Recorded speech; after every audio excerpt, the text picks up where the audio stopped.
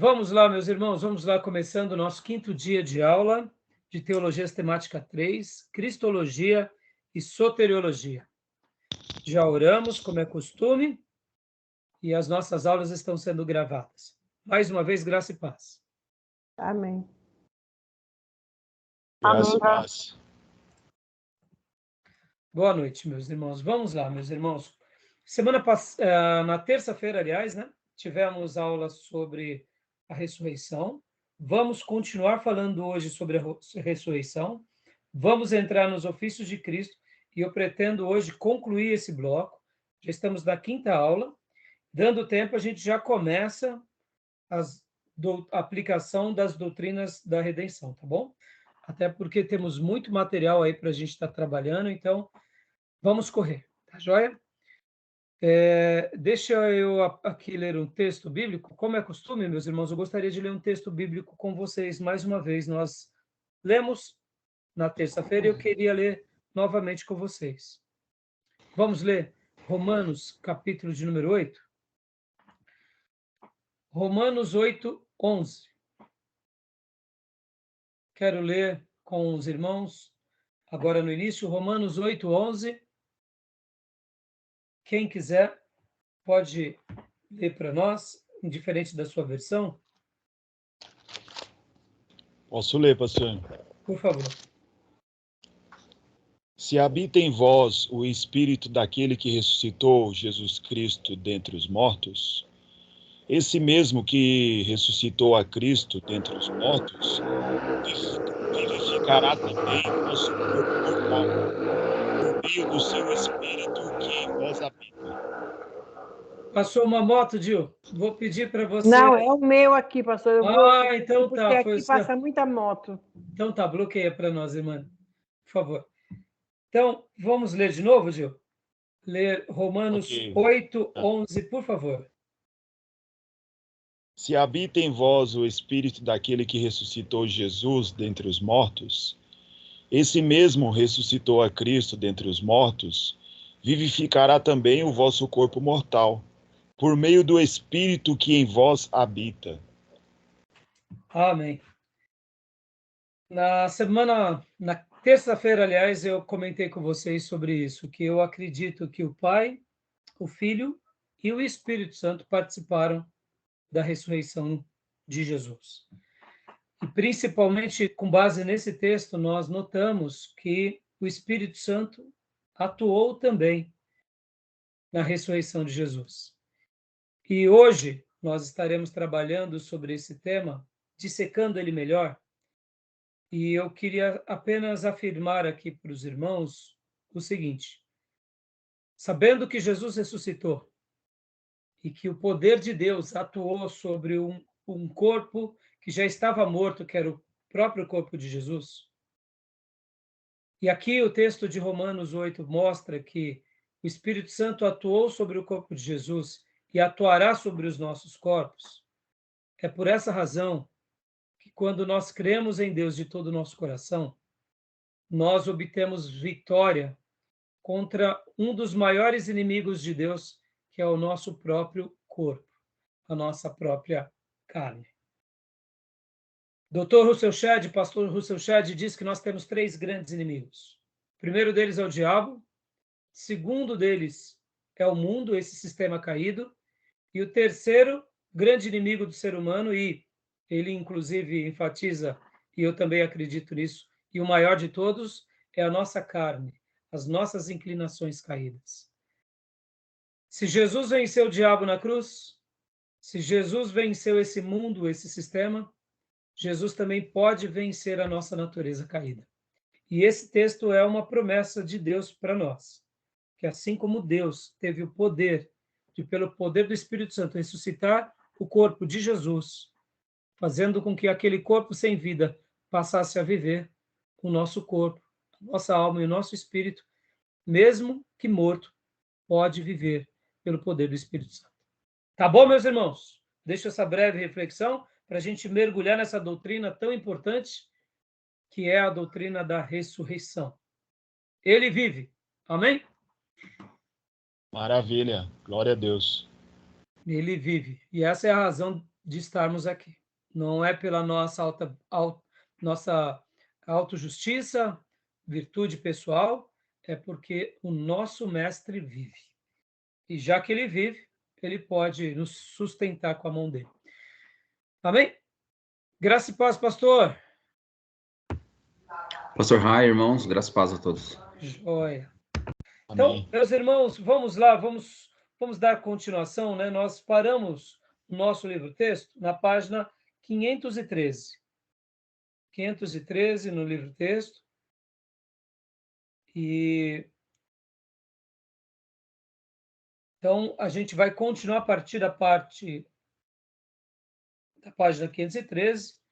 Paramos ali na parte 3. Vamos começar agora o item 4, o significado doutrinário da ressurreição. Só que antes disso, eu quero estar lendo com vocês os slides. A gente vai fazer um apanhado rapidamente dos slides e depois vamos voltar e vamos dissecar aqui o material do nosso querido pastor, professor Gruden, tá bom? Então, deixa eu compartilhar aqui com vocês agora os slides.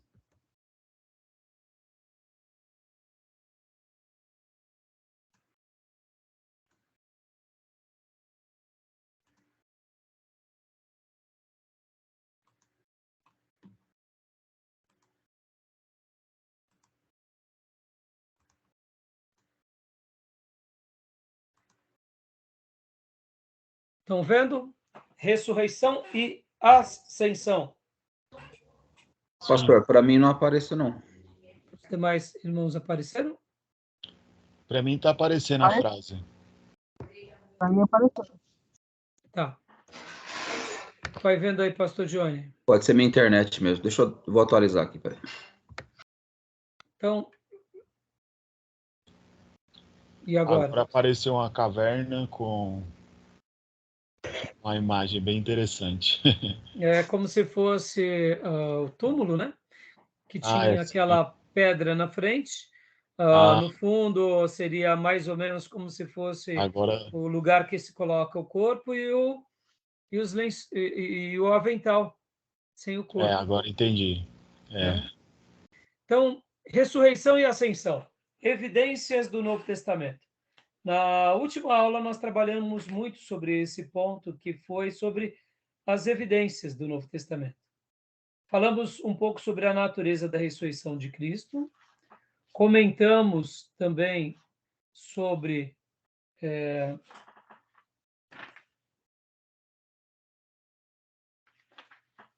o Pai e o Filho participaram da ressurreição, e agora vamos continuar falando sobre o significado doutrinário da ressurreição. E também vamos dar continuação aqui no nosso material. Mas o Novo Testamento é abundante esse assunto, né? Então, continuando aqui. O significado bíblico, o significado doutrinário da ressurreição. A ressurreição de Cristo assegura a nossa regeneração.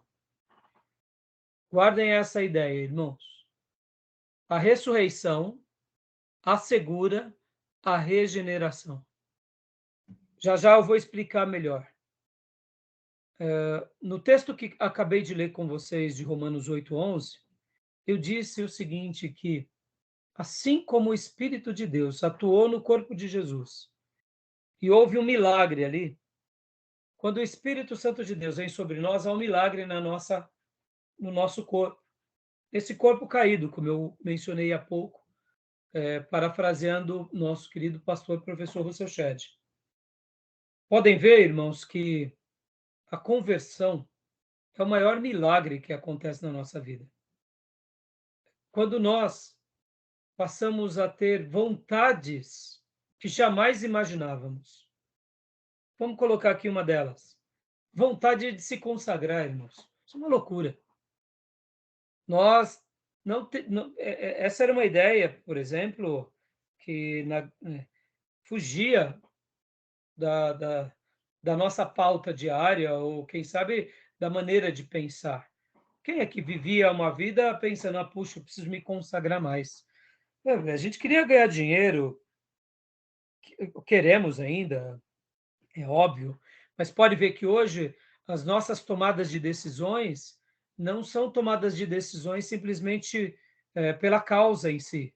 É uma tomada de decisão com propósito. Eu quero ganhar dinheiro, sim. Eu quero ter uma família abençoada, sim.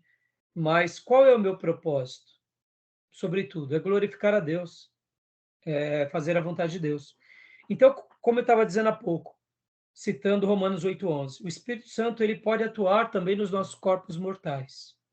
Ora, quando ele faz isso nesse corpo que ele está morto no pecado, está vivo como ser humano, mas está morto no pecado, assim como a ressurreição foi um milagre em Cristo, a doutrina da ressurreição, ela atua sendo um milagre também no nosso corpo mortal, na mesma semelhança. Eu diria que é algo parecido que aconteceu com Lázaro. Quando Lázaro volta à vida, a gente sabe que aquela ressurreição não foi uma ressurreição igual à de Cristo, mas foi um milagre mostrando que alguém que era morto passa a viver. Assim como nós estávamos mortos nos delitos e pecados, no momento em que aceitamos Jesus, que realmente nos convertemos, um milagre acontece na nossa carne. E é por isso que esse milagre, ele também tem características que poderíamos dizer que são como se fossem gotículas da ressurreição.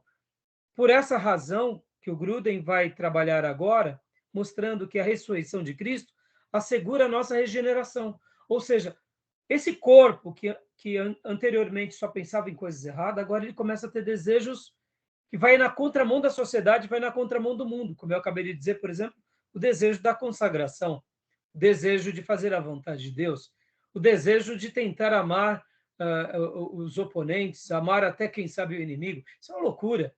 Por isso que as pessoas nos veem como, de fato, seres extraterrenos. E, de fato, humanamente pensando, estaria legítimo pensar assim. Mas o que é isso em nós, senão os efeitos da regeneração? Que nos faz lembrar, de uma forma bem pequena, o que? A grande ressurreição que um dia virá. Então, literalmente é o corpo sobre o domínio do pecado, aonde esse domínio do pecado vai perdendo a força e agora o domínio da santidade vai ganhando força. Me explica, irmão, isso é um milagre. Por isso que o significado doutrinário da ressurreição, ele é algo que acontece em Jesus, mas nós temos que lembrar que a ressurreição, antes de acontecer com Jesus, foi a grande ressurreição, ela já tinha acontecido na história. Tinha acontecido no Velho Testamento e aconteceu por várias vezes também no Novo Testamento. E por ter acontecido, ela é como se fosse o pré-anúncio de um milagre que acontece no nosso corpo. Então, guardem essa expressão que a gente já vai trabalhar, vai ler os textos bíblicos, então é muito interessante, né? Eu não sei se vocês já tinham lido algo a respeito disso, mas é uma característica muito interessante quando a gente começa a trabalhar na ressurreição, remetendo à ideia da regeneração. Tá bom? Ficou claro para os irmãos? Ficou sim. Pastor, ficou. Tá, joia. Então, vamos lá. Continuando. A ressurreição de Cristo assegura nossa justificação. A gente também vai ver os textos bíblicos e vai fazer os apontamentos aqui também no livro do Gruden. Assim como não merecíamos romper com a força do pecado, e pela graça de Deus e pela ajuda de Deus rompemos, e isso não vem de nós, assim também a ressurreição vai nos assegurar a justificação, não pelo mérito próprio. Olha que coisa fantástica. A nossa justificação, que é o ato de nos tornarmos justos diante de Deus em primeiro lugar, não pelo mérito em si, mas pela obra que Deus fez em nós, a ressurreição nos assegura isso. Porque, como eu disse, se Deus nos ajuda a romper o pecado, por que ele não nos ajudaria também, agora, de injusto, nos tornarmos justos? E percebam, irmãos, como que se destaca, como que fica de forma saliente a graça de Deus na nossa vida. Por isso, irmãos, quem conhece a Bíblia, quem conhece o poder de Deus, não consegue ter uma religião vaidosa, presunçosa. Todas as práticas religiosas, que são boas, por sinais, elas só nos servem como um amuleto, ou elas nos servem apenas como um exercício de uma manutenção, nos afirmando na caminhada. Mas se nós pegarmos as práticas religiosas para fazer dela a nossa autojustiça, ela vira trapos de imundícia. Porque, na realidade, a justificação, ou seja, o ato de nos tornarmos justos diante de Deus, nós jamais conseguiríamos pela nossa virtude ou pela nossa própria justiça. Então, a ressurreição de Jesus vai remeter também a essa outra doutrina, que é a doutrina da justificação. Porque, assim como Deus é aquele que gera em nós uma libertação da carne, é também Deus que agora, pelo poder dele, pelo poder do sangue de Jesus e também pelo poder da ressurreição de Jesus, que agora Deus nos vê como justos. Não pelo mérito próprio, mas porque Jesus nos presenteia com isso pelo fato de crermos nele. Isso é fantástico, meus irmãos. Tá bom, meus irmãos? Compreenderam? Glória a Deus, sim. Fantástico isso.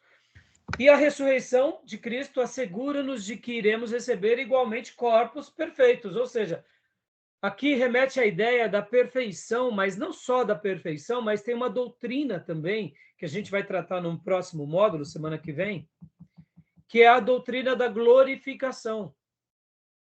O que seria a glorificação? Seria o estado de glória em que Deus está, vive, e em que Cristo adentra, e aí, pela obra salvífica dele, ele também nos galardoa, não pelo nosso mérito, como eu disse, tudo é pela fé nele, tudo é um presente. Por isso que, irmãos, ao refletirmos sobre a pessoa de Jesus, o que mais se destaca nele é a graça de Deus. Quando trabalhamos e aprendemos sobre a doutrina da expiação, o que mais se destaca também é a graça de Deus.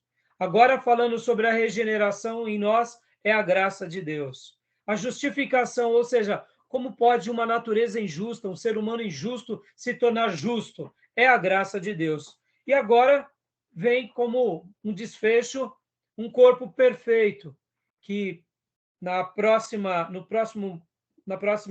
matéria a gente vai trabalhar, que é uma doutrina chamada glorificação. Irmãos, não merecíamos nada disso. Mas por que a gente vai receber isso? Porque um dia Jesus ressuscitou. E assim como ele ressuscitou, recebeu um corpo glorificado, ele prometeu que aqueles que crescem nele e o seguissem, também receberiam corpos ressurretos, perfeitos, ou seja, glorificados. Mais uma vez, não é justiça nossa.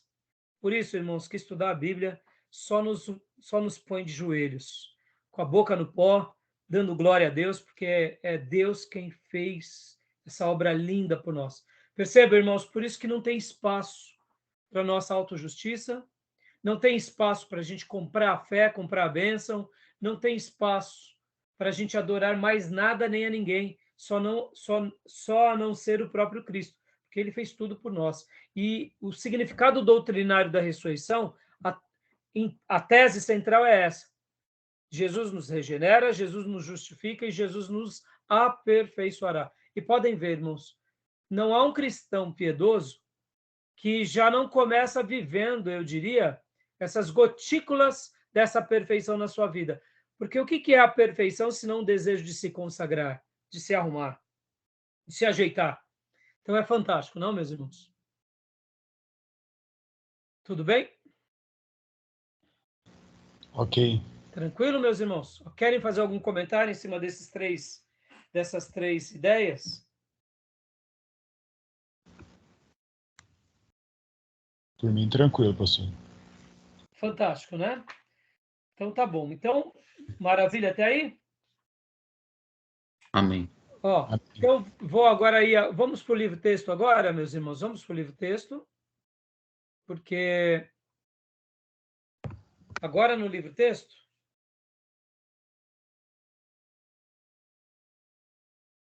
só eu mudei aqui. Eu abri hoje o Skype por um outro caminho. Eu não sei se está ficando um pouco diferente, né? Mas para mim ficou um pouco diferente aqui. Como as nossas aulas são transmitidas por ele, vamos ver se vai ficar melhor, né? Pelo menos a qualidade da aula. Tá tendo interrupção? Como que tá para vocês? Tá joia? Para mim tá tranquilo aqui. Tá, né? O problema está na minha internet mesmo, porque eu não consigo ver vocês. Se o senhor tivesse, acho que o senhor deve estar projetando alguma coisa, eu não estava vendo também. Não, né? Então pode ser o caminho pelo qual também eu abri o Skype, viu, pastor? Pode ser, não sei te dizer. Mas para você, Gil, estava aparecendo? Sim, para mim tá. Então eu acho que deve ser sua internet, pastor. Irmã Cleusa, na sua internet estava aparecendo? Estava, né? Maravilha. Então vamos lá para o livro-texto agora, meus irmãos. Vamos lá para o livro-texto, ó. Então, voltando um pouquinho aqui. Vamos lá. O significado doutrinário da ressurreição. A gente acabou de fazer aqui o apontamento, né, sobre essas três bases da regeneração, da justificação e da perfeição, né?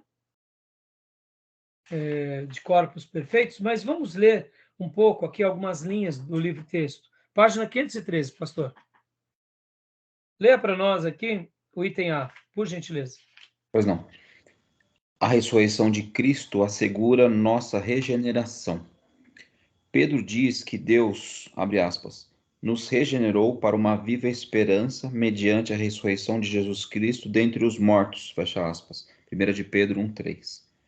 Aqui, ele associa explicitamente a ressurreição de Jesus com a nossa própria regeneração ou novo nascimento.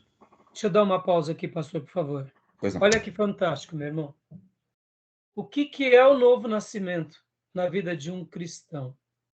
Se não o anúncio da ressurreição futura, sendo experimentada hoje. Aonde? No corpo? Não, mas no espírito. E no corpo, pastor? No corpo, os efeitos, sim. Não de uma perfeição, mais do que daquela vitória sobre o quê, irmãos? Sobre o pecado.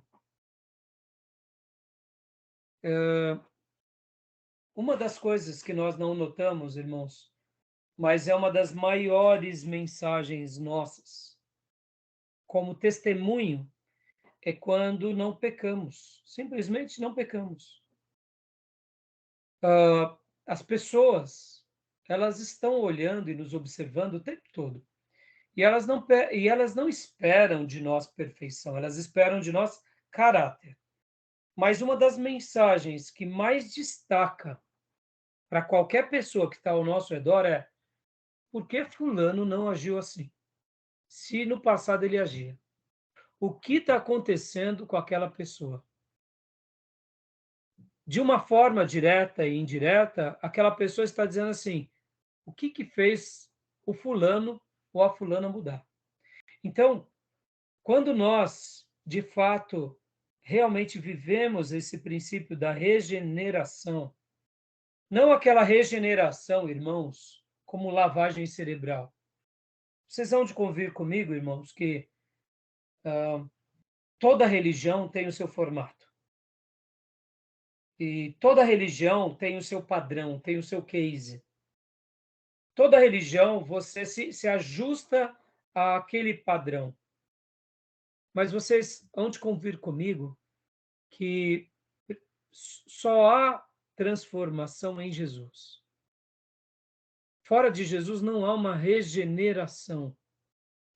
Você pode até ter os códigos de qualquer religião e pode até ter atitudes religiosas. E perceba que todas as pessoas, e nós, seres humanos, como a gente já estudou nas aulas passadas, temos uma inclinação religiosa. O que seria essa inclinação religiosa, senão um desejo de voltar-se a Deus? Pode ver que até a própria palavra religião, que vem do latim religare, tem a ver com essa ideia do que? De se conectar, de ligar com Deus. Mas a verdadeira religião só se dá em Cristo. Por quê nós afirmamos isso? Porque quando nós nos conectamos com Cristo, há uma mudança na nossa forma de pensar, de sentir e de agir. E essa é a maior mensagem que a gente dá a qualquer pessoa ao nosso redor. Por isso que Pedro, quando ele fala sobre a ressurreição e a regeneração, ele está remetendo aqui à ideia do novo nascimento. E o novo nascimento, irmãos, não se dá senão pelo poder do Espírito Santo. Só acontece em nós pelo poder do Espírito Santo. Sem o Espírito Santo, não tem novo nascimento. Então, lembrem disso, irmãos, que o novo nascimento nada mais é, nada menos é do que uma experiência no nosso espírito daquela ressurreição futura que um dia virá. Assim como a regeneração é uma experiência na nossa carne do rompimento do pecado, que também é uma experiência daquela ressurreição que um dia virá sobre a nossa carne. Por isso que nós não podemos abrir mão daquela promessa que Jesus disse: conhecereis a verdade e a verdade vos libertará. Se tem crente indo na igreja, e se uma pessoa diz que é cristã e está dentro da igreja e não é liberta, devemos questionar a conversão dessa pessoa. Não é julgar a pessoa. Guarde isso. Não é julgar como se nós fôssemos o juiz, mas é julgar no sentido, questionar no sentido de levar essa pessoa a se autoavaliar. Porque eu não sei se vocês notaram, meus irmãos, nós estamos vivendo um Brasil cristão de muitos cristãos, de pessoas vazias de Cristo. Pode ver. É a síndrome das igrejas cheias das pessoas vazias. Então, fica aqui esse pensamento, porque Jesus prometeu ao seu discípulo, não foi, isso daqui não é um padrão religioso. Ele disse que se conhecêssemos a verdade nos libertaria. E hoje a quantidade de pessoas que está dentro da igreja viciada, vivendo em pecado, e são pecados recorrentes. Eu não estou dizendo que nós não pecaremos, essa não é a questão. São pecados recorrentes. Então, quando eu não consigo romper com um pecado, essa é a prova que eu ainda não me converti ou que eu me desviei. E por isso que, em momentos onde o povo de Deus sempre foi um povo de Deus cristão de alto nível, eles não convivem com o pecado. Eles não se associam com o pecado. Mas, ao mesmo tempo, eles não têm o discurso puritano acusativo. Porque o verdadeiro servo de Deus, cheio do Espírito Santo, ele olha para uma pessoa que tem fraqueza e ele vai dizer para aquele irmão: irmão, eu quero te ajudar. Eu quero orar com você. Vamos orar. Até Deus te libertar? Vamos. Ou seja, um verdadeiro servo de Deus piedoso, ele pega na mão os fracos e fala: vamos lá, meus irmãos, porque Jesus tem promessa, Jesus tem libertação. Então, guardem isso. Esse ponto aqui é muito legal, pastor e irmãos, porque Pedro aqui está mostrando isso. Nos regenerou para uma viva esperança, não é por uma morta esperança. Mediante a ressurreição de Jesus dentre os mortos, ou seja, assim como Deus levantou Jesus do túmulo e ele vive e reina pelo poder de Deus, mesmo sendo Deus e mesmo sendo homem, essa é uma viva esperança que tem que estar presente na nossa vida. Tá bom, meus irmãos? Querem fazer algum comentário sobre isso? Dúvida, pergunta, acréscimos? Desculpa, tá? Eu apertei sem querer aqui um negocinho. Não tem problema, pastor. Subiu um monte de emoji Pastor, aí. a transfiguração de Jesus no monte, junto com Pedro, Tiago e João, aquele corpo glorificado que ele recebeu, possivelmente é o corpo ressurreto dele depois da ressurreição? O que o senhor... Gil, eu não sei te dizer, Gil, a transfiguração é um daqueles episódios que, se não estivesse na Bíblia, nós não teríamos como entendê-lo. Se alguém contasse como visão, que alguém teve uma visão daquele tipo, nós ficaríamos perguntando assim, mas qual o propósito? Na transfiguração ali, a gente entende o propósito, que era a ratificação das 3 dispensações ou das 3 alianças. E a gente entende também que era a maneira de Jesus estar preparando aqueles 3 principais apóstolos. No entanto, Gil, é um mistério, né? É um mistério. Eu quero acreditar que pode ter sido algo desse tipo, mas eu não sei te dizer. Assim, eu acredito que não é o mesmo corpo, mas era como se fosse, é, é, poderíamos dizer que fosse um anúncio do corpo, né? Daquele corpo que ressuscitaria, que 40 dias estaria entre os apóstolos, né? Mas eu confesso para você, eu não sei te dizer. Tá bom?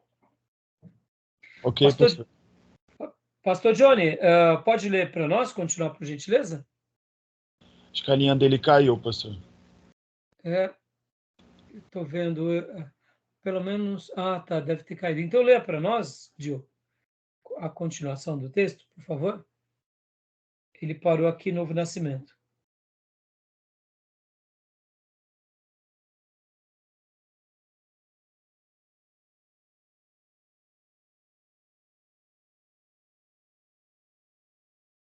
Desculpa, meu microfone estava desligado.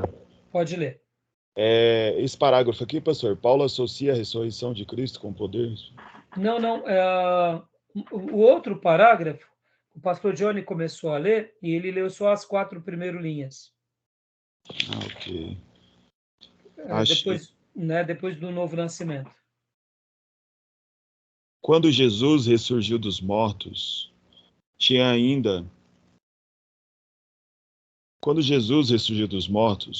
tinha ainda uma nova qualidade de vida, uma vida ressurreta, um corpo e um espírito humanos, perfeitamente adequados à comunhão e à obediência eterna a Deus. Em sua ressurreição, Jesus obteve para nós uma nova vida semelhante à sua. Não recebemos toda aquela vida ressurreta quando nos tornamos cristãos, pois nosso corpo continua como era, ainda sujeito à fraqueza, doença e morte. Mas em nosso espírito somos vivificados com um novo poder de ressurreição. Assim, por meio de sua ressurreição que Cristo conquistou-nos o novo tipo de vida que recebemos quando nascemos de novo, entre aspas. Dá uma pausa aqui, irmão Gil. Então, o que o autor está querendo afirmar aqui é assim, ele recebe um corpo glorificado, ele tem uma experiência poderosa agora com o seu corpo, porque não é mais aquele corpo que estava preso aos limites, sentia-se tentado, agora o corpo dele estava pleno. No nosso caso, ainda não. Quando o texto fala sobre regenerar, é dando essa ideia de que alguma coisa vai acontecer em nós, mas ainda estamos dentro do quê? Desse mesmo corpo. Por isso que nós não podemos brincar com o erro, com o pecado, e aí onde entram as disciplinas sagradas. Para quê? Para que nós não percamos o ritmo, não percamos a altitude. Vamos dizer assim, Jesus com o corpo glorificado, se ele ficasse sem orar, por exemplo, ele não ia ficar fraco. Se a gente deixar de orar, nós ficamos fracos espiritualmente. Se nós deixarmos de ler a Bíblia, nós ficamos fracos espiritualmente. Por quê? Porque ainda estamos nesse corpo. Algo acontece dentro de nós, que é o nosso espírito que estava morto pelo pecado, agora passa a viver. Ao novo nascimento, esse espírito, por ele estar ligado à nossa alma, dentro do nosso corpo, da nossa mente, ou seja, ele atua poderosamente, mas ainda estamos nesse corpo limitado. E é por essa razão que as disciplinas espirituais, elas nos servirão como alento na caminhada para que a gente não tenha o quê? um regresso. Por isso que nós estamos desenvolvendo a nossa salvação. A ideia que Paulo vai para frente falar para nós, desenvolvam a salvação, é essa a ideia. E isso é muito simples, irmãos. Nessa vida caída, pode ver, irmãos. Eu me lembro que quando um dia eu conversava com um grande investidor lá no mercado financeiro, o Nelsinho, e ele tinha tido uma experiência muito significativa. Ele ficou muito rico, esse cara. E depois ele se tornou um scalper, e o scalper era quem operava para ele mesmo. E depois ele teve umas dificuldades financeiras e ele quebrou. E um dia, eu tinha uma boa amizade com ele, eu falei para ele, Nelson, explica, né? Como que foi essa sua experiência? E fala um pouco.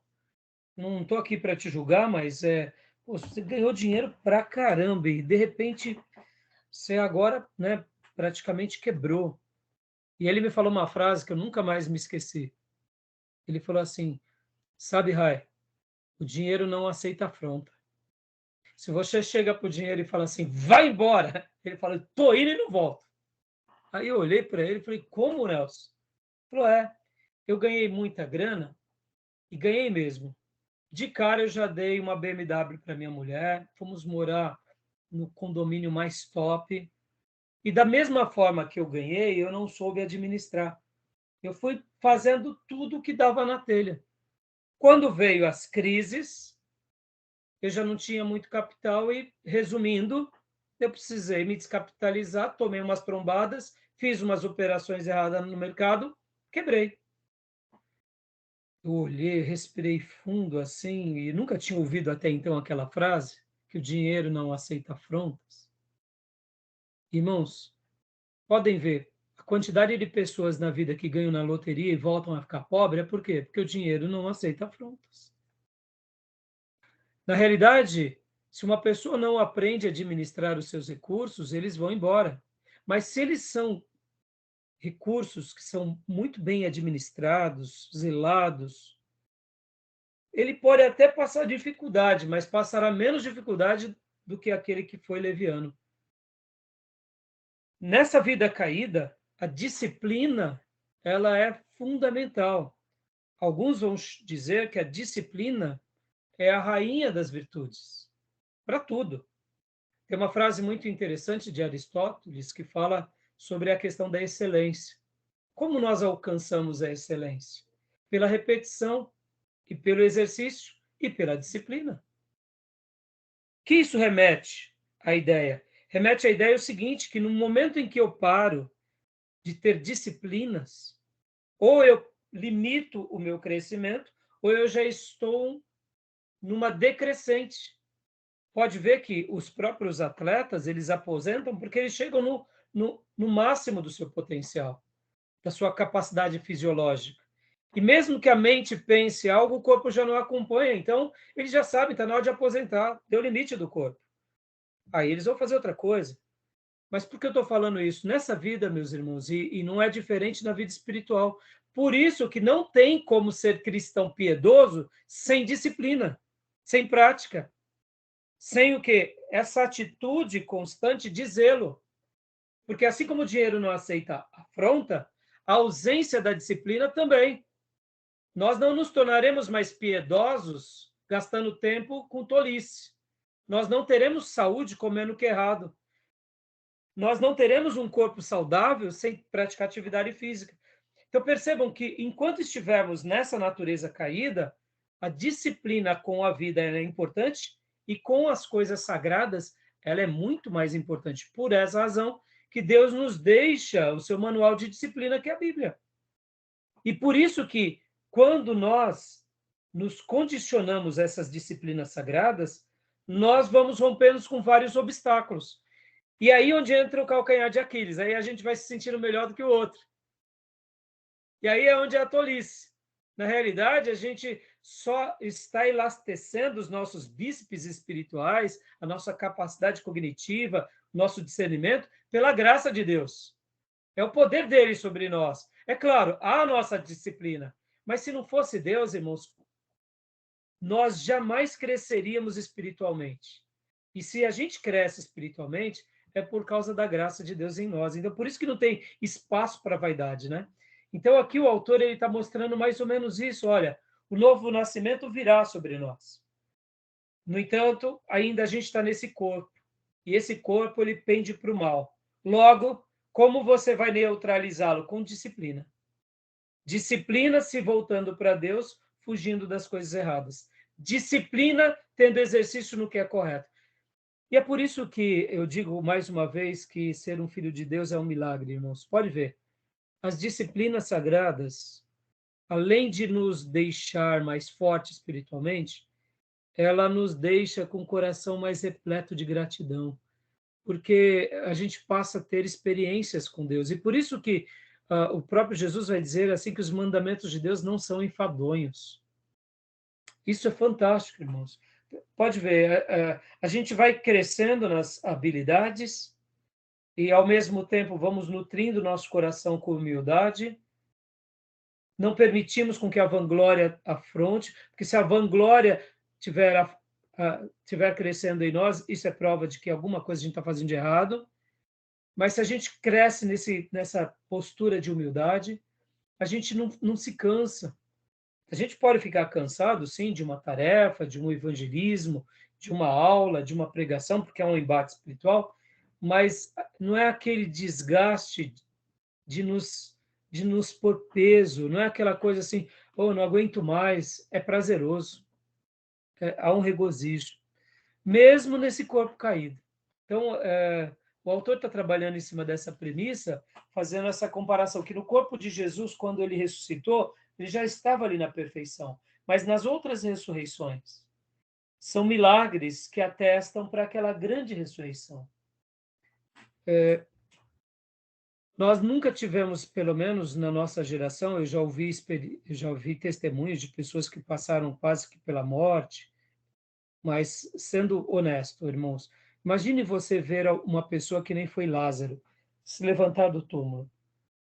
Uma experiência poderosa. Todos ao redor deles ali, boquiabertos.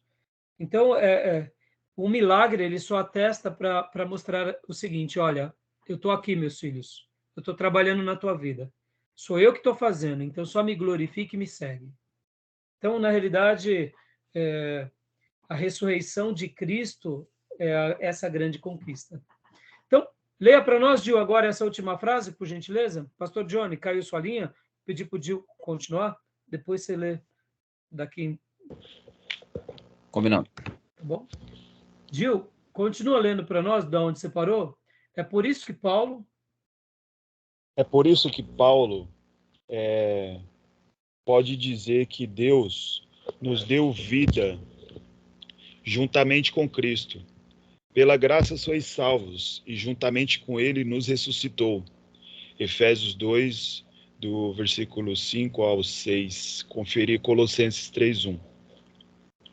Quando Deus ressuscitou a Cristo dentre os mortos, ele pensou em nós como ressuscitados juntamente com Cristo, e, portanto, dignos de méritos da ressurreição de Cristo. Paulo afirma que seu alvo na vida é Cristo, é o Cristo. Conhecer e o poder da sua ressurreição. Filipenses 3:10. Paulo sabia que até mesmo nesta vida a ressurreição de Cristo concede novo poder para o ministério cristão e para a obediência a Deus. Na minha opinião, Paulo ele se agarrava à ressurreição de Cristo como nenhum outro apóstolo fez, mas tem uma explicação. Ele foi uma pessoa que causou mal às pessoas. Ele desejou maldade. Não foi aquela maldade do vil, do assassino, do cruel, mas foi aquela maldade gerada por uma religião, eu diria, distorcida na cabeça dele, no grupo que ele vivia, onde ele via que aqueles cristãos estavam cometendo um ato vil a Deus. Então eu vou puni-los porque punir eles eu agrado a Deus. Quando Paulo cai em si, que ele, em nome de Deus, estava cometendo tantas maldades, tantas prisões e até mortes, pensem, se coloquem vocês em um único momento na vida de Paulo. Você cometer maldade a alguém, a várias famílias, em nome de Deus. E saber que, de repente, você causou mal e dano à vida de outra pessoa, sendo que o Deus que você segue é um Deus de amor. Então, eu quero acreditar que Paulo, na sua vida, a mensagem da ressurreição era uma das mensagens mais vivas para ele.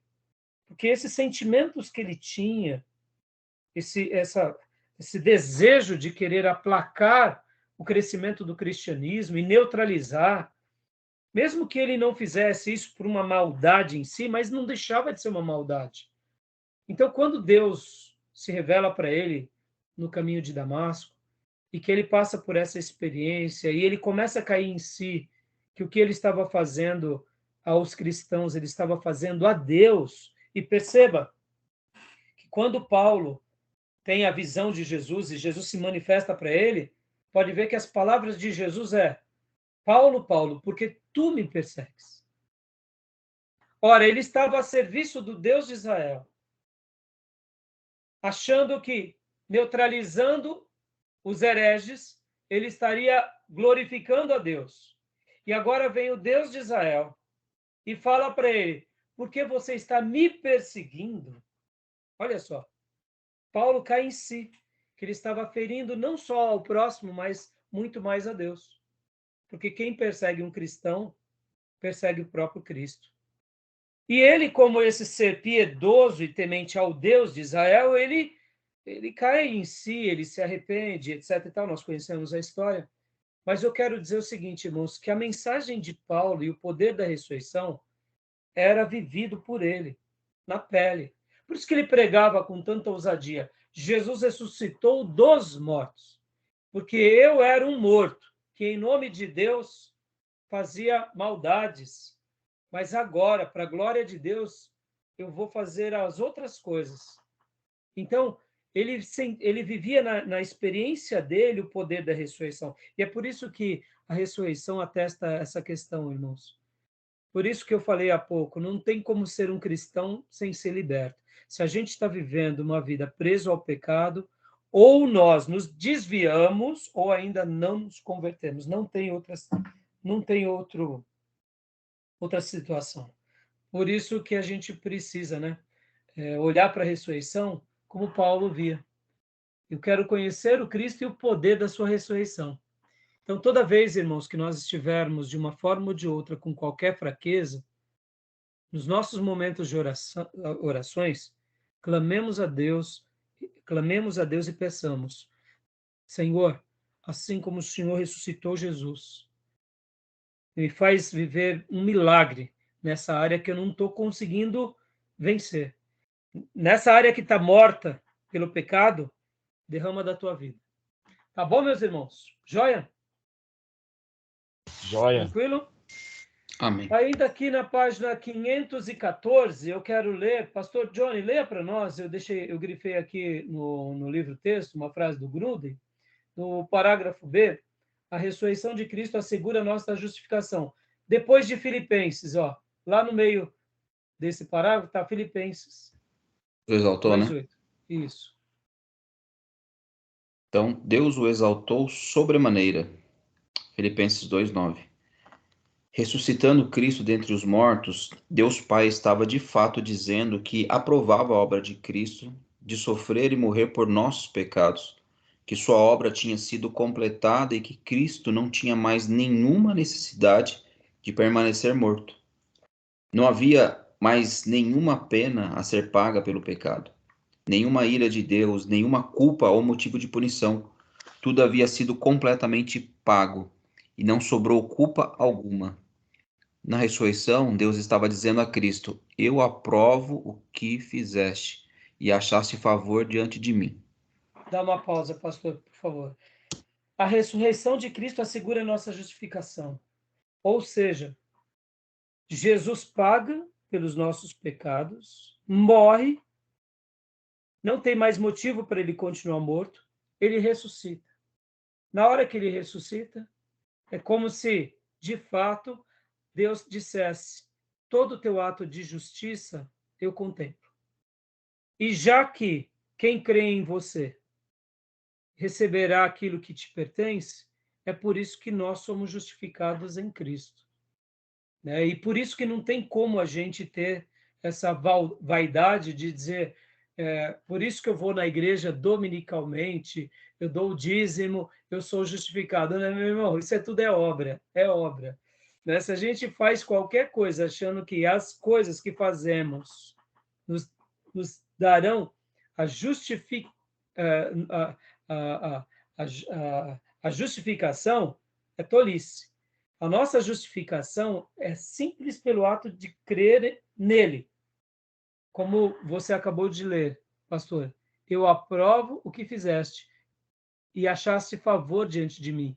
Então, na realidade, a nossa justificação não está em nós, está em Jesus. Mas quando Deus nos vê, antes de nos ver, meu pastor, pelo qual eu me converti, ele me batizou, ele dizia o seguinte: quando Deus olha do céu e vê os seres humanos em pecados, em delitos. Mas quando alguém se converte, é como se Jesus passasse a habitar debaixo daquele ser humano, um guarda-chuva. Então, a justiça de Deus agora está sobre aquele ser humano. Por isso que ele é justificado. Deus aceita a obra dele. Isso não depende de nós. Mas para a gente ser incluído nessa justificação, é o ato de crer nele e de depositar a nossa fé nele. Então é fantástico, né? Leia para nós, pastor, ainda mais essa frase. Joia. Desculpa, dando sequência, né? Isso. Isso explica porque Paulo pode dizer que Cristo ressuscitou para a nossa justificação. Romanos 4:25. Exatamente, ó. Já que ele ressuscita e ele se faz justo em nosso lugar, então foi para a nossa justificação. Mas é mérito dele. Então a ressurreição tem a ver também como o grande gatilho de Deus para a nossa justificação. Se Jesus não tivesse ressuscitado, possivelmente nós não seríamos justificados. Mas já que ele ressuscita, assim somos também regenerados, nascidos de novo, e ao mesmo tempo somos justificados. Perceba, irmãos, que tudo está dentro do pacote da expiação, da propiciação, da reconciliação, da redenção, da regeneração, da justificação e agora da perfeição. Ou seja, tudo feito por Cristo. E é por isso que ele é o nosso tudo. Aleluia. Né? Querem falar alguma coisa?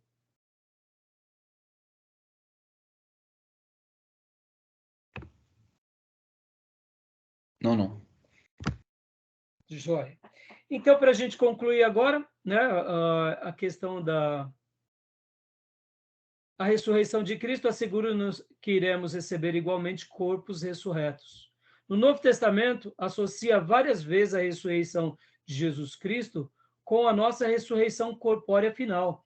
Deus ressuscitou o Senhor e também nos ressuscitará a nós pelo seu poder. 1 Coríntios 6,14. Ou seja, o grande episódio que veio sobre Cristo também acontecerá em nós.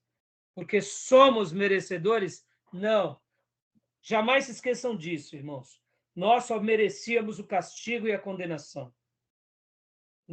A única coisa que merecemos é isso. Mas é por isso que Deus prova o seu amor por nós, porque ele morreu por nós, sendo todos nós pecadores.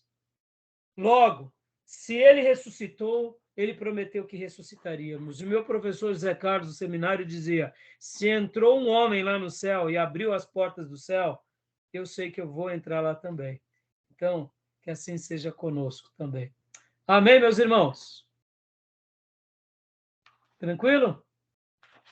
E agora, para a gente concluir essa parte, esse capítulo aqui, que fala sobre o significado doutrinário da ressurreição, ou melhor, Desculpem, não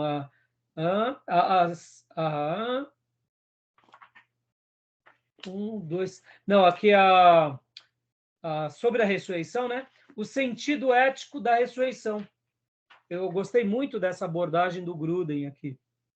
Ele vai dar uma ideia muito interessante sobre que a ressurreição também, ela tem também esse viés ético. Ético, quando a gente fala de ética, irmão, sempre lembre assim, pode ver que geralmente quando se fala sobre a ética, de uma forma geral, até na sociedade, nós falamos ética e moral. Moral e ética, elas são, eu diria, co-irmãs, tá bom? Nós teremos uma matéria chamada ética cristã. Aí nessa matéria, eu vou dar algumas explicações de qual é a diferença da moral e qual é a diferença da ética. Tá? Mas só para vocês terem uma ideia, né? A ética tem a ver mais com aquilo que se fazemos no indivíduo, e a moral é o consenso social. Pode ver que, para alguns grupos de muçulmanos, matar em nome de Deus é moral. Entenderam? Cometer uma atrocidade com outro povo, que é inimigo do seu povo, isso é moral. Então, perceba que a ideia moral ela é um pouco mais coletiva. O que é moral para a nossa sociedade caída? Estão querendo aprovar a lei do aborto. Para muita gente isso é moral. Você pegar um feto de até 3 meses e ir lá e tirá-lo. Porque meu corpo, minhas regras. Mas essas mesmas pessoas vão lutar e defender aí, no caso, por direitos dos animais. Preservação do meio ambiente, o ovinho tal, o filhote tal. Olha que coisa louca, olha que mundo louco que a gente vive. Né? Então, para muita gente, isso é moral. E tirar um bebê de 3 meses é moral. Então, olha que loucura, que mundo louco é esse. Né? Entendeu? Então, assim, a questão da ética, ela tem a ver mais com aquilo que acontece no nosso indivíduo. O que é ético para mim? E a somatória do que é ético para nós cria um padrão moral. Mas, na aula de ética cristã, a gente vai trabalhar melhor essas definições, tá bom? Leia para nós, pastor, o sentido ético da ressurreição. Ele fala aqui sobre alguns aspectos. Eu achei muito legal isso daqui. Vamos lá. Pode. Paulo também observa que a ressurreição tem uma aplicação relacionada à obediência a Deus nesta vida. Após uma longa discussão a respeito da ressurreição, Paulo conclui encorajando seus leitores. Abre aspas. Portanto, meus amados irmãos, sede firmes, inabaláveis e sempre abundantes na obra do Senhor, sabendo que no Senhor o vosso trabalho não é vão. 1 Coríntios 15, 58. Porque Cristo ressurgiu dos mortos e nós também seremos ressuscitados dos mortos. Devemos continuar firmes na obra do Senhor. Isso se dá porque tudo o que fazemos para trazer pessoas para o reino e edificá-las terá significado eterno, porque todos seremos levantados no dia em que Cristo voltar e viveremos com ele para sempre. Dá uma pausa, pastor. Olha, que frase linda. Eu gostei muito dessa ideia da ressurreição no aspecto ético. Que a nossa obediência a Deus nessa vida é uma lembrança que também remete à ideia da ressurreição. Se eu me mantenho na obediência, fazendo a obra, eu só estou frutificando para aquilo que um dia virá. Eu achei fantástico isso. Segundo lugar, pode ler para nós, pastor? Eu confesso não ter entendido. Na verdade, o que ele está dizendo aqui seria que essa transformação causada em mim pela ressurreição me faz viver uma vida santificada em obediência. Seria mais ou menos essa ideia? Seria mais ou menos isso. Se eu creio na ressurreição que virá, logo eu tenho comportamentos adequados sobre aquilo que eu creio. Eu vou viver conforme a eternidade, né? Eu vivo a eternidade de hoje. Eu sei que eu estarei sendo perfeito lá. Eu sei que me aguarda uma vida incomparável lá. Mas enquanto eu não chego lá, hoje eu obedeço. por livre e espontânea vontade e faço a obra dele com zelo, porque eu sei que eu vou chegar lá. Seria essa a ideia. É o reino, né? Viver o reino literalmente agora. Exatamente. E a gente vive esse reino como um gesto de obediência a Deus pelo fato de que ele ressuscitou e que eu um dia ressuscitarei com ele. Então, seria mais ou menos quase como uma devolutiva pela recompensa que eu vou ter. Já que eu terei uma recompensa eterna, o que me custa, durante essa vida, servi-lo e expandir o reino dele e ajudar o máximo de pessoas a encontrar também essa vida? Então, seria um gesto de obediência. Já que eu fui atingido pela graça, já que eu fui regenerado, justificado, já que ele me deu promessas e eu rompo com o pecado, logo eu vou obedecê-lo com livre e espontânea vontade, porque essa é a minha demonstração de gratidão e de obediência à obra que ele realizou por mim. Já que ele ressuscitou por mim, eu trabalharei para ele. Seria mais ou menos essa ideia. Entendeu, pastor? Eu achei legal essa ideia ética, porque isso parece que não, porque assim, já que a ressurreição ele realiza para nós, nós não precisaríamos fazer mais nada. Mas nós só fazemos agora como um gesto de gratidão. Pode ver, irmãos, o nosso trabalho para Deus nada mais é do que um gesto de gratidão. Porque, irmãos, Deus precisa do nosso dinheiro? Deus precisa do nosso trabalho? Deus não precisa nada. A gente mais atrapalha do que ajuda. Na verdade, na prática, somos falhos, somos limitados, damos trabalho a Ele. Mas, na realidade, o que não é o nosso trabalho? O que não é o nosso trabalho? Senão um gesto só de gratidão, de amor. É isso, né? E o dízimo? Irmão, que é uma das coisas mais impressionantes sobre a questão do dízimo? Quem é dizimista sabe disso. Como Deus abre portas e janelas dos céus. Ele pede nos 10% e mais oferta, vai lá para os 12%, 15%, quando muito. E ele nos dá 100%, ele pede para que a gente devolva para ele 10%, pouco mais que 10%. E ainda a gente vê milagres tão grandes nessa área financeira.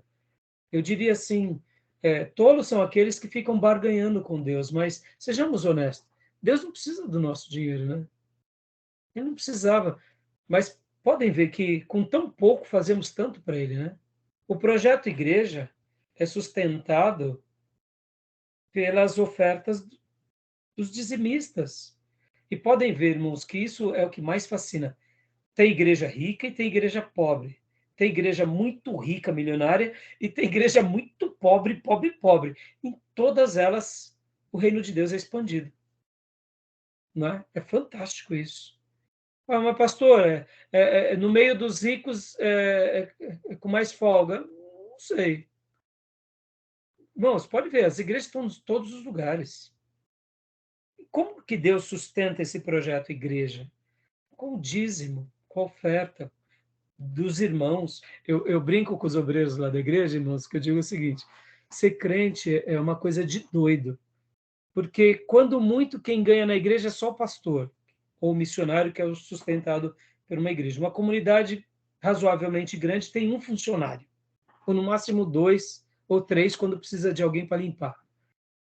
São dezenas de pessoas. E mesmo quem trabalha numa igreja séria, muitas vezes não recebe tudo o que poderia ou que mereceria, mas faz de todo o coração e faz muito bem. E aí onde entra a loucura? Eu gosto de brincar com os obreiros. Falei, a igreja é o único lugar que o pastor dá dura, chama atenção, as pessoas pagam para trabalhar e ainda trabalham felizes. Fala sério, irmão. É uma coisa de doido ou não é? Já pararam para pensar? Todo mundo na igreja paga para trabalhar e ainda paga com muita alegria. E a gente dá o dízimo com muita alegria e fica triste quando não dá. Isso é Deus na nossa vida, ou seja, os valores de Deus, né? Claro, estou falando em igreja séria, tá, irmão? Dos macedinhos, esquece. Isso daí é falso profeta, a gente sabe que eles mais atrapalham do que ajudam, né? Mas, assim, não. Então, pensem, irmãos, a questão, né? Deus não precisa de nós, nem do nosso dízimo, né? Mas quando a gente dizima, ele é tão bondoso, ele mostra a glória dele, e aqui guardem isso no coração de vocês, irmãos, guardem isso, daqui é uma das maiores máximas de um obreiro, de um projeto, de uma igreja. Tudo que Deus levanta, ele sempre sustentará. Se é um projeto de Deus, descanse. Ele vai sustentar. Ele vai sustentar uma igreja poderosa, rica, ou ele vai sustentar uma casa de profeta? Ele vai sustentar. Se é um projeto de Deus, ele vai sustentar. Enviando corvos, enviando o lanchinho lá do pãezinhos, dos peixinhos ali do adolescente, ele vai sustentar. Então, só descanse. Se Deus te separou para algo, ele vai sustentar. Agora, os falsos profetas, né, falam que você tem que dar e dar muito, né? Bom, vamos lá. Vamos lá, pastor. Segundo, só para a gente ler o segundo aqui. Legal. Em segundo lugar, Paulo nos incentiva, quando pensamos na ressurreição, a concentrar-nos na recompensa celestial futura como nosso alvo. Ele vê a ressurreição como um período em que todas as dificuldades dessa vida serão recompensadas. Tá bom até aí, pastor. Dando aquela ideia, né? Vamos ter um galardão incomparável. Lá será o grande apogeu da nossa história. Olhem para lá.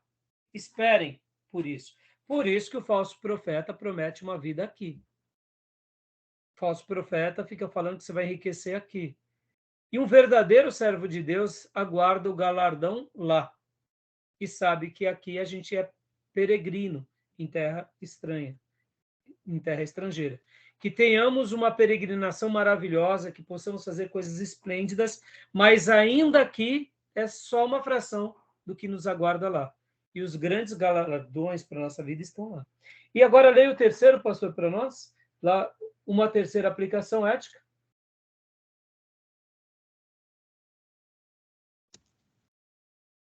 Vamos lá.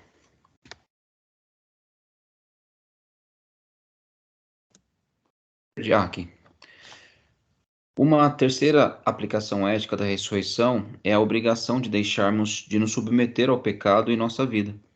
Quando Paulo diz que devemos considerar a nós mesmos mortos para o pecado, mas vivos para Deus em Cristo Jesus, em virtude da ressurreição de Cristo e do poder da sua ressurreição, operando em nós, segundo Romanos 6:11, ele imediatamente prossegue dizendo: não reine, portanto, o pecado em vosso corpo mortal, nem ofereçais cada um os membros do seu corpo ao pecado. Romanos 6, do 12 ao 13. O fato de que temos este novo poder da ressurreição sobre o domínio do pecado em nossa vida é usado por Paulo como razão para exortar-nos a não mais pecar. Eu gosto desses termos de Paulo. Não reine, portanto, o pecado, ou seja, pecado cometeremos, o pecado estará diante de nós, ou como o próprio Paulo diz, o bem que eu quero fazer eu não faço, mas o mal está ali diante de mim, ou seja, a gente vai lutar, né? Como eu disse, os três maiores inimigos do homem é o diabo, o mundo e a carne. E o pior deles é a carne, porque essa está conosco o tempo todo. Se nós não vigiarmos, a gente vai colocando o pecado e a nossa carne numa posição em que certos hábitos reinam. E é por isso que Paulo está falando, não reine, ou seja, considere mortos para o pecado, ou seja, procure a disciplina do quê? Fuja. Pode ver, irmãos, como o povo cristão atual está frouxo, está relaxado. Ah, mas é a carne, né, pastor? Não tem jeito, né, pastor? É frouxo. Meus irmãos, a gente está aqui, nós não estamos num tiro raso de 100 metros, ou, sabe, como nessas corridas de 100 metros, a gente está numa maratona, que é para a vida toda. Então, a gente não pode simplesmente, porque caiu um dia, simplesmente acomodar. A gente tem que subjugar o nosso corpo, como um atleta faz, e dizer. Por isso que esse terceiro ponto ele é muito legal. É uma obrigação de deixarmos de nos submeter ao pecado na nossa vida. Literalmente, é lidar com o pecado como algo hostil. E aqui fica um conselho, irmãos. Se você notar que existem grupos e amigos que um fica ali afirmando o outro no pecado, o conselho que eu te dou é queira bem essas pessoas, mas não se associe mais a elas, porque elas não servem para não serve para ser nossa referência. A gente não pode me entenda, é claro, a gente vai estar numa redoma de sacrossanto, não é isso. Mas se eu estou ali num grupo de amigos e que um fica massageando o ego do outro, não é difícil mesmo, e um ali sempre massageando, isso daí é perigoso. Chega uma hora que a gente está vivendo no erro e o outro está lá nos afirmando. Eu quero pessoas que me corrijam, que falem comigo com educação, com ternura, mas que me corrijam. Por quê? Porque eu quero corrigir alguém também, na medida que eu precisar, porque o nosso grande dever não é nem com o outro, o nosso grande dever é com aquele que venceu na cruz por nós. Então, para eu terminar aqui a gravação, me fez lembrar um dia, um rapaz, né? Lembra que antigamente as pessoas pegavam muito ônibus, né? E os ônibus eram muito cheios até na porta, né? Lembra disso? Segurava ali na porta e aí um dia nós estávamos aqui numa reunião de liderança e um irmão falou assim que teve um conhecido dele que ele falou assim, irmão, não aguentei, meu irmão, não aguentei. Eu falei, mas o que foi, meu irmão?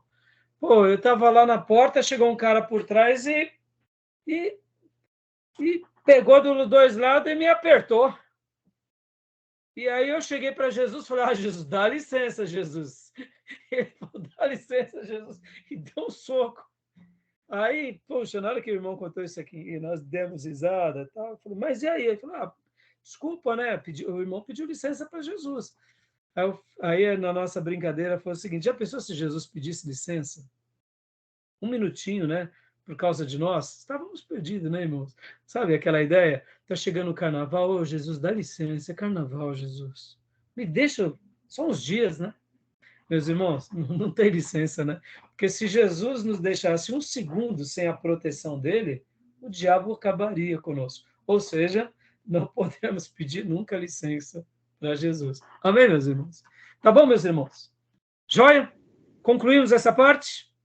Essa Fechou? oração, né, que ele menciona de deixar e submeter ao pecado, acho que tem que ter um certo cuidado aqui, né? Porque, assim, pela convivência com algumas pessoas, a gente percebe, assim, uma luta, às vezes, constante contra o pecado e essas pessoas esperam que Deus vá lá e opere, assim, um milagre extraordinário e dê a ela uma capacidade absurda para que ela, inclusive, não sinta mais nada. E, na verdade, é mudança de entendimento aqui no final das contas, né? Eu entendo que eu não sou mais escravo disso. Eu não me submeto mais a isso. Muito bem colocado, pastor.